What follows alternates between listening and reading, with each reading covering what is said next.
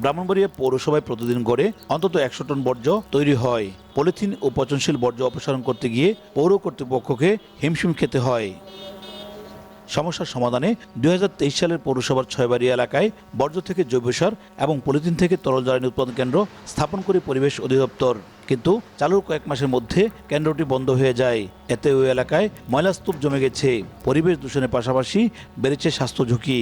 এই গন্ধে আমার মনে হয় যে অক্সিজেন বন্ধ হয়ে আসছে। বৃষ্টিটা হলে এই সব দশ নাইমা রাস্তায় এসে পরে আমরা চলাফেরা করতে পারি না। বিয়াপুঞ্জি তো ফিরে গেছে, এটার কারণে জায়গা বর্জ্য ব্যবস্থাপনার প্রয়োজনীয় অর্থ না দেওয়ায় প্রকল্পকে চালিয়ে যাওয়া সম্ভব হয়নি বলে মনে করেন স্থানীয় ঠিকাদাররা। আর তৎকালীন প্রকল্প সংশ্লিষ্টদের অসহযোগিতার অজুহাত পৌর কর্তৃপক্ষের।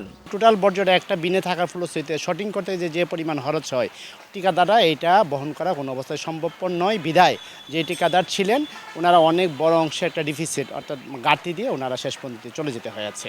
দুইটা টিম এখানে কাজ করছিলেন, কিছুদিন কাজ করে ওনারা আমাদেরকে না শিখিয়ে দিয়ে চলে গেছেন, যে কারণে এটা আপাতত বন্ধ আছে। তবে নতুন প্রকল্প হাতে নিয়ে আবারও কেন্দ্রটি চালুর বিষয়ে উদ্যোগ নেওয়ার আশ্বাস পরিবেশ অধিদপ্তর ও জেলা প্রশাসনের। পৌরসভা যদি এটা ফাংশনাল করতে না পারে তাহলে আমাদের আবার প্রজেক্ট ডিরেক্টরের সাথে কথা বলে এই প্রজেক্টটা এক্সটেনশন করা যায় কিনা সেটা আলোচনা করতে হবে। আমরা যোগাযোগ করছি যে এই প্রজেক্টটা যাতে পুনরায় চালু করা যায় কিনা, এ বিষয়ে পরিবেশের অধিদপ্তরের সাথে আমাদের কথা হয়েছে। কেন্দ্রটি নির্মাণে ব্যয় ধরা হয়েছে ১,২৯,৫১,৯০০ টাকা। উজ্জ্বল চক্রবর্তী, সময় সংবাদ, ব্রাহ্মণবাড়িয়া।